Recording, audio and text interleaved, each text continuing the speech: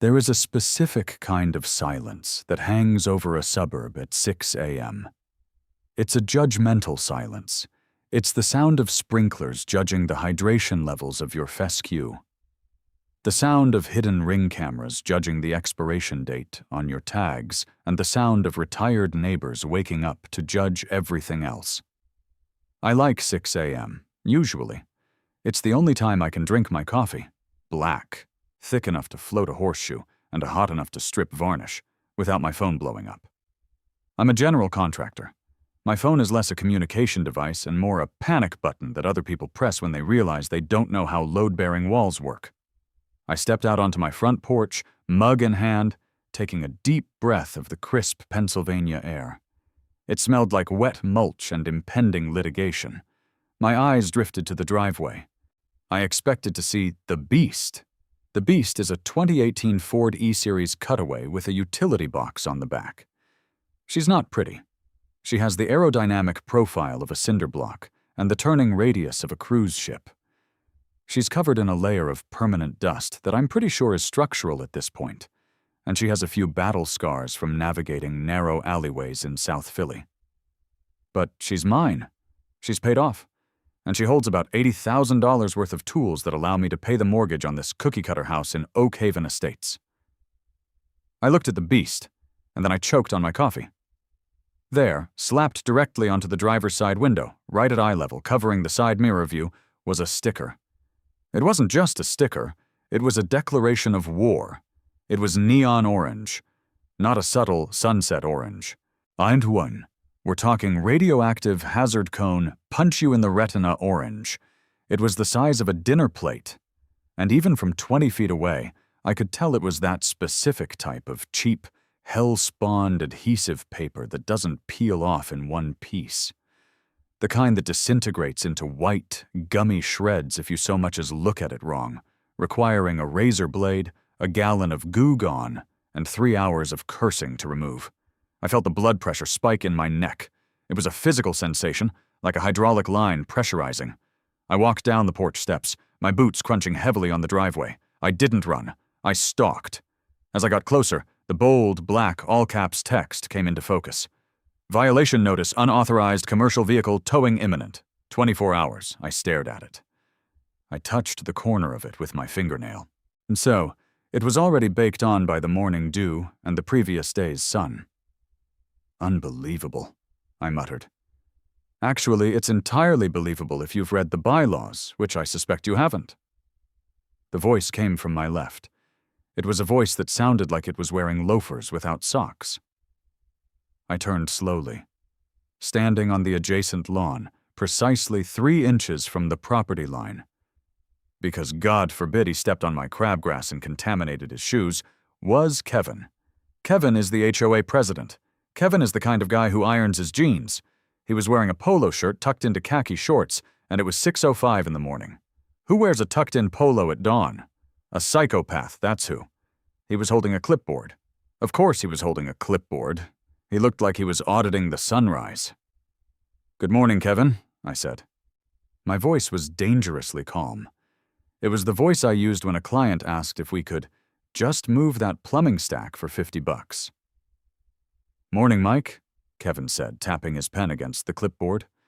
He offered a tight, distinctively smug smile.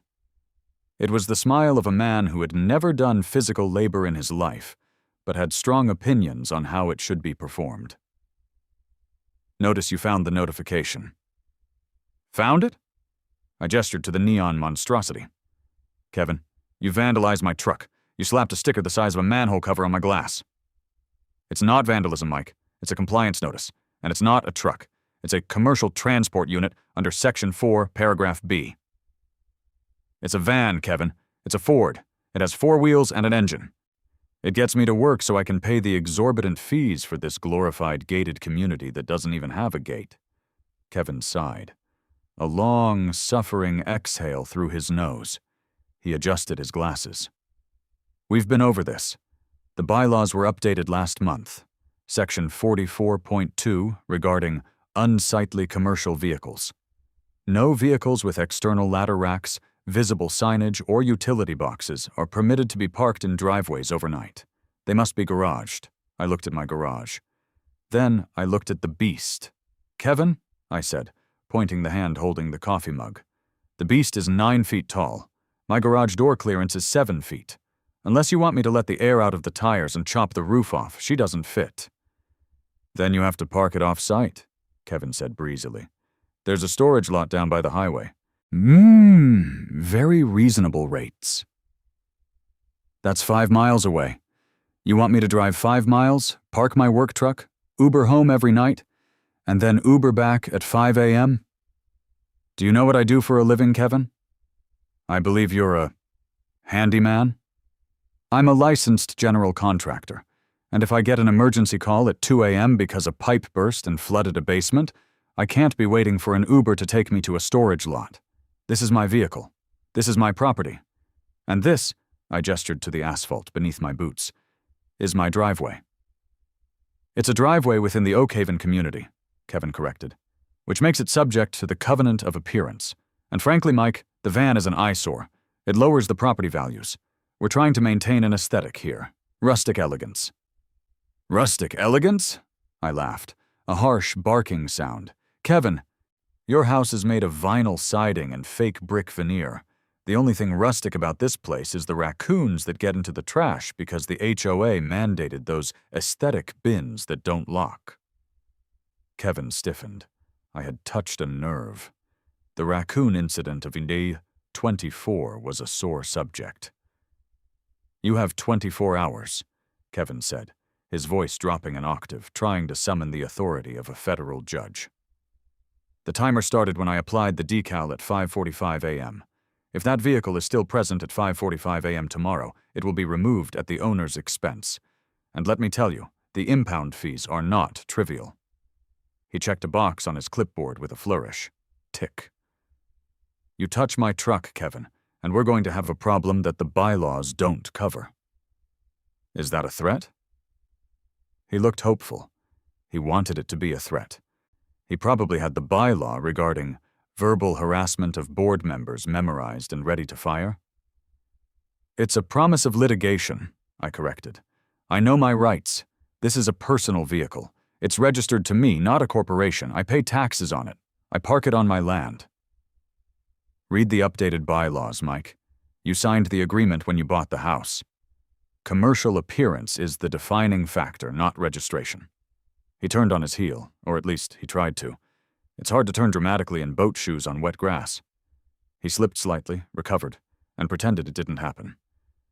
24 hours. Have a blessed day. He walked back toward his front porch, a massive, grandiose structure with oversized white pillars that looked like they belonged on a plantation house, not a 3-bedroom split level in the suburbs. He climbed the steps, patted one of the pillars affectionately, and disappeared inside his house. I stood there, vibrating with caffeine and rage. I looked at the sticker again. I tried to peel a corner. It shredded instantly, leaving a layer of white fuzz and gummy residue on the glass. Okay, I said to the empty air. Okay, Kevin. I didn't go to work immediately. I couldn't drive safely like this anyway. I went back inside, grabbed a razor blade scraper from my utility drawer, and spent 20 minutes carefully shaving the neon orange abomination off my window. Every scrape was a meditation on revenge. Scrape. He thinks he has the power. Scrape. He thinks because he's retired and bored, he can dictate how I earn a living. Scrape. He thinks this is about a van. It wasn't about the van. It was about the principle. It was about the fact that I spent 12 hours a day busting my knuckles, breathing drywall dust, and navigating building codes, only to come home to a man whose hardest decision of the day was whether to organize his spice rack alphabetically or by cuisine. I got the window clean. I went to work. But all day while I was framing out a basement in West Philly, my mind was grinding gears.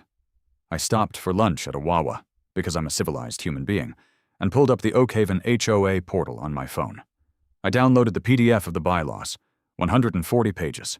140 pages of rules dictating the shade of mulch, the height of grass, the permissible breeds of dogs, no aggressive countenances, whatever that meant, and the seasonal decor limitations. I scrolled to section 44.2. Any vehicle deemed to have a primary commercial purpose, evidenced by external storage, ladder racks, or signage, shall not be parked in visible areas overnight. Violation will result in immediate towing after a 24-hour notice period. It seemed airtight. They had closed the loopholes. But I'm a contractor. My entire job is finding workarounds. If a wall is in the way, you put in a header. If a pipe is in the way, you route around it. I kept reading. I read through pet waste, noise ordinances, and holiday lighting. And then, buried in Section 12, Structural Integrity and Liability, I found something. Section 12.4, Prevention of Property Damage During Enforcement. The HOA and its agents shall not undertake any enforcement action, including towing or removal of property, if such action poses a direct, foreseeable risk of structural damage to the residence or surrounding permanent fixtures. In such cases, mediation is required. I read it twice. Foreseeable risk of structural damage to the residence or surrounding permanent fixtures. A slow smile spread across my face. It wasn't a nice smile. It was the kind of smile a wolf gives when the shepherd leaves the gate unlatched. I looked at the picture of my house on my phone. Specifically, I zoomed in on the property line. My driveway runs parallel to Kevin's property. Our houses are close, painfully close. My driveway edge is maybe 4 feet from his front porch, and his front porch has those massive, ridiculous, load-bearing pillars. I closed the PDF. I finished my hoagie. I wasn't going to move the van. I drove home that evening with a sense of purpose. I pulled the beast into the driveway, backing it in this time. I parked it close to the edge. Very close. I got out and measured.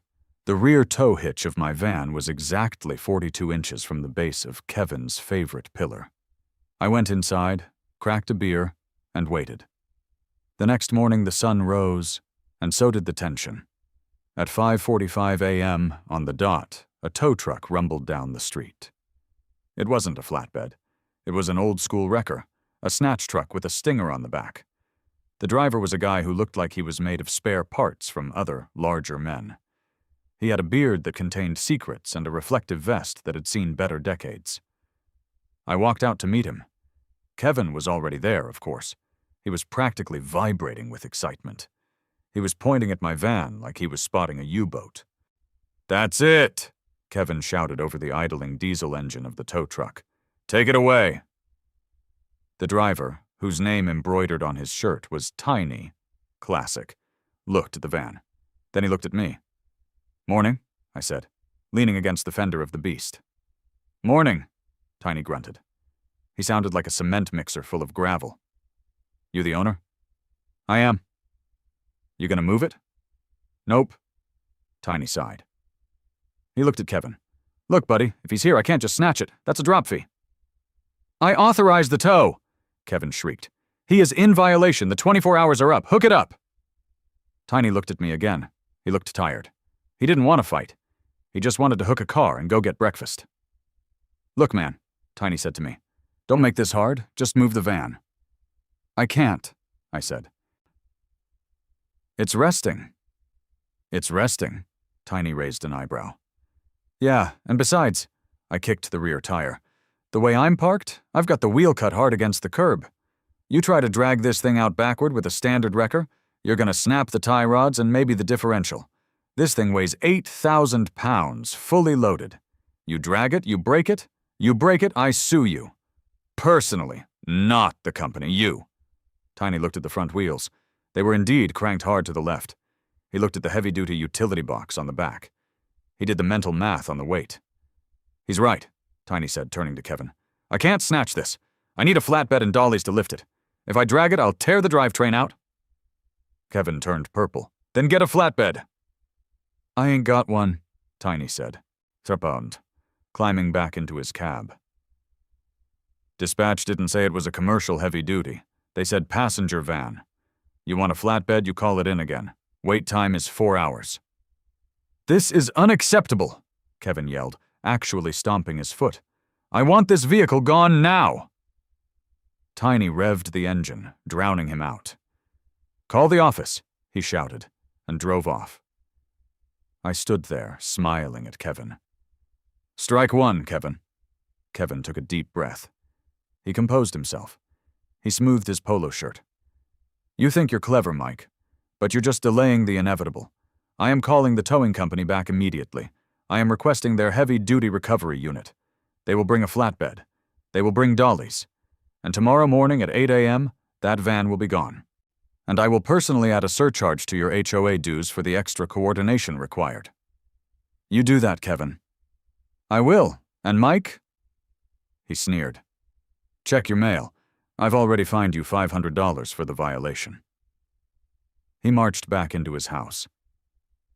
I looked at his porch pillar again. The white paint was gleaming. It was a sturdy pillar. Brick core, likely, with a wood facade. It held up the entire corner of his roof overhang. If something were to be anchored to it, moving that anchor would require moving the house. I pulled out my phone. I scrolled through my contacts until I found Sparky. Sparky is a welder. He's also clinically insane, but in a fun, productive way. "Sparky," I said when he answered. "It's Mike." "Yeah. Look, I've got a weird job. I need a chain, a big one, log chain grade. And I need a lock that you can't cut with bolt cutters." "Yeah. And I need you to bring the portable welder." "Why?" "Well, let's just say I'm doing a little structural reinforcement project on my neighbor's behalf." By 4 p.m., the crew had arrived. Sparky showed up in his truck, which looked like something out of a Mad Max movie. He brought Sal, a concrete guy who I suspect has mafia ties, but I've never asked because he makes excellent meatballs. "So let me get this straight," Sparky said, looking at the layout. He was holding a length of grade 70 transport chain, the kind used to tie down bulldozers. "You want to chain the frame of your van? To his house?" "Technically, I'm securing my property," I said. "I'm worried about theft. This neighborhood is going to the dogs. I feel the need to tether my vehicle to a secure point." "And the secure point is the HOA president's porch pillar," Sal noted, chewing on a toothpick. "It's the sturdiest thing around," I shrugged. Sparky grinned. It was a terrifying sight. "I love it. I love everything about it."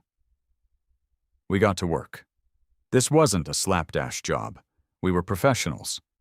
First, we looped the chain through the rear towing eye of the beast. Sparky welded the link shut. That chain wasn't coming off the van unless you took the bumper with it. Then, we draped the chain across the 3 feet of grass separating the driveway from Kevin's porch. We wrapped it around the base of the pillar. We didn't just wrap it, we cinched it. We used heavy rubber matting under the chain so it wouldn't scratch Kevin's paint. Because I'm not a monster. And I didn't want to be liable for paint damage. We wanted the structure to be the issue, not the finish. Then came the piece de resistance, the lock. It wasn't a master lock you could pop with a shim. It was a monolithic, rectangular shutter lock, hardened steel, with a shrouded shackle. You couldn't get bolt cutters on it because the shackle was hidden inside the body. You couldn't drill it out without diamond bits in 3 hours a time. I clicked it shut. Sound was heavy. Final. Clunk. The van was now physically married to Kevin's house. "That's beautiful." Sal wiped a tear from his eye. "It's modern art." "One more thing," I said. I held up the key. It was small, brass, and insignificant. Sparky looked at me. "You gonna keep a spare?" "Nope." "That's risky." "Nah." "Boss." "That's the point." I walked to the storm drain at the end of the cul-de-sac. The sun was setting, casting long shadows over Oakhaven Estates. I held the key over the grate. "Hey, Kevin," I yelled. I knew he was watching. The blinds in his living room window twitched. I dropped the key. Plink. It hit the water below. Gone. I walked back to my porch, sat down in my lawn chair, and opened a cold one. "See you boys tomorrow," I said to Sparky and Sal. "Bring popcorn." The sun rose on day 3. It was a beautiful morning for a siege. I was already on the porch at 7 a.m. I had set up a small table. I had coffee. I had a box of donuts. I was wearing my best I'm relaxing outfit. Flannel shirt, jeans, work boots. At 7:55 a.m., the heavy artillery arrived. It was a massive flatbed truck, accompanied by a secondary support truck. These guys meant business. They had lights flashing. They had hydraulic winches. Kevin came out of his house like he was launching a ship. He was wearing a blazer today. A blazer! For a towing! "Good morning, gentlemen," Kevin announced to the tow crew. "This is the vehicle. As you can see, it is still here. Remove it immediately." The lead tow operator, a guy named Rick who looked like he ate nails for breakfast, nodded. "All right, boys. Let's get the dollies under the rear wheels, drag it out to the street, and winch it up." Rick walked around to the back of the van. He stopped. He looked down at the grass. He followed the heavy, gold zinc-plated chain from the van's tow hitch, across the property line, to the base of the white pillar. He squinted. He leaned down and touched the chain. He tugged on it. It didn't budge. Sir?" Rick called out. Kevin was busy typing on his phone, probably drafting a victory email to the board. "Yes? What is the delay?" "There's a chain," Rick said. "Cut it." Kevin waved his hand dismissively. "I don't care what he's put on there. Cut it off." Rick stood up. "I can't cut this, sir. It's grade 70 transport chain. My bolt cutters won't scratch it, and, sir, you should look at what it's attached to." Kevin stomped over. He looked down. His eyes went wide. He followed the chain to his own porch. He looked at the rubber matting protecting his paint. He looked at the massive steel lock. What is this?" Kevin sputtered. "It's a chain, Kevin," I called out from my porch, taking a bite of a glazed donut. "Safety first. Didn't want it to roll away." Kevin spun on me. "Unlock this! Unlock this immediately!" "Can't," I said, chewing. "Lost the key." You what?" "Lost the key. Dropped it right down the sewer grate. Clumsy me." Kevin turned back to Rick. "Cut it. Use a saw. Do something." Rick crossed his arms. "Sir, I'm a tow truck driver, not a locksmith. I don't have a torch on the truck. And even if I did, look at the tension." Rick pointed. The van was parked, so the chain was slightly slack. But if the van moved even an inch, that chain would snap taut. "If I try to pull this van," Rick said, his voice taking on a very serious, professional tone, "that chain is going to go tight. And that chain is stronger than that wood and brick pillar. If I winch this van, I'm going to pull your front porch down." Kevin went pale. He looked at the pillar. He looked at the heavy roof overhang it was supporting. You have to be joking." "I ain't joking," Rick said. "I hook this up, the porch comes with it. Liability nightmare, I ain't touching it." But, Kevin spluttered. "Section 12! He can't do this!" "Actually," I interjected, Section 12.4 says you can't tow if it poses a risk to the structure. Looks like towing it poses a massive risk to your structure, Kevin. I guess you're in a bind." Kevin stared at me. Pure, unadulterated hatred radiated from his eyes. "I'm calling the police," he hissed. "Go ahead," I said. "I'll save a donut for them." Officer Miller arrived 20 minutes later. He was a veteran cop, the kind who had seen everything and was impressed by nothing. He walked up the driveway, hitching up his belt. Kevin met him at the curb, practically foaming at the mouth. "Officer, I want him arrested. Vandalism." "Destruction of property, mischief." Officer Miller held up a hand. "Slow down, sir. One thing at a time." He walked over to the scene of the crime. He looked at the van. He looked at the chain. He looked at the lock. He looked at me. "Is this your van?" Miller asked. "Yes, sir." "Is that your chain?" "Yes, sir." "Is that your porch?" "No, sir. That's Kevin's porch." "Why is your chain on Kevin's porch?" "Well, officer," I stood up, wiping sugar off my hands. "I was worried about unauthorized towing. There's been a lot of aggressive activity in the neighborhood lately.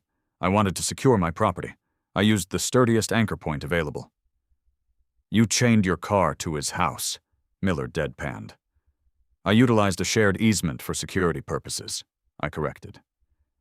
"It's not a shared easement," Kevin screamed. "It's my property." Officer Miller looked at the property line. The pillar was dangerously close to the invisible line. "Did he damage the pillar?" Miller asked Kevin. "Well, no, there's rubber matting. But that's not the point. He's trespassing." "Is the chain permanently affixed?" Miller asked. "Did he drill into your brick?" "No, he wrapped it." Miller sighed. He rubbed his temples. Okay, so nobody's hurt, no property is actually damaged yet, and the van is on his driveway. But he's attached to my house. Sir, Miller said to me, unlock the chain. I can't, officer. Key's gone. Total accident. Miller looked at me for a long beat. I saw the corner of his mouth twitch. He knew exactly what this was. He looked at the neon orange residue on my window. He looked at Kevin's clipboard. He did the math. Gentlemen, Miller said, this is a civil matter. What? Kevin shrieked. It was a sound only dogs could fully appreciate. It's a civil dispute, Miller repeated. He hasn't damaged your property. The van is on his land. The chain is his property. If I cut it, I'm destroying his property. If you cut it, you're destroying his property. If you tow it and pull your house down, that's your fault. I can't arrest a man for parking in his own driveway and using a lock. But he threw away the key. That's not a crime, sir. It's just unfortunate. Miller tipped his cap. You two work it out, or call a lawyer. I've got actual crimes to solve. Miller turned and walked back to his cruiser. As he passed me, he didn't look up, but I heard him whisper, "Nice chain." The standoff lasted 3 days. It was glorious. The tow truck left, but not before charging Kevin a wasted trip fee of $200. I left the chain up. I took Ubers to work. It was worth the cost. Every evening I would come home, sit on my porch, and wave at Kevin. Kevin tried everything. He called a locksmith, but the locksmith took one look at the high-security shutter lock and said, I can't pick that. I have to grind it off. And with all those sparks flying next to that vinyl siding and the dried landscaping mulch, I need a hot work permit and a waiver of liability signed by the homeowner. Kevin refused to sign the waiver because he was terrified of his precious paint getting scorched. He called the fire department, claiming it was a fire hazard. The fire chief came out, looked at it, laughed, and said, Unless the van is on fire, it's not my problem. The neighbor started walking by. Word had spread. And people I had never met were giving me thumbs up as they drove past. Someone left a 6-pack of beer on my porch with a note that said, For the resistance. Kevin was losing his mind. He was pacing his lawn at all hours. He looked like a caged animal. Finally, on the 4th day, the white flag waved. I was in the kitchen making a sandwich when my doorbell rang. It wasn't Kevin. It was the HOA lawyer, a man named Henderson, who looked like he cost $400 an hour. Mr. Mike, Henderson said, standing on my porch. He didn't look happy. It's just Mike. Mike, we need to resolve this situation. The board is distressed. I bet they are.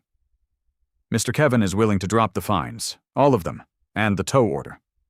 That's a good start, I said, leaning against the doorframe. But I still have a problem. I have a very heavy chain and no key. And locksmiths are expensive, Henderson sighed.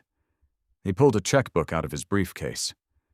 The HOA is prepared to cover the cost of a professional removal service to extract the locking mechanism, provided you agree to park the vehicle in the designated storage lot moving forward.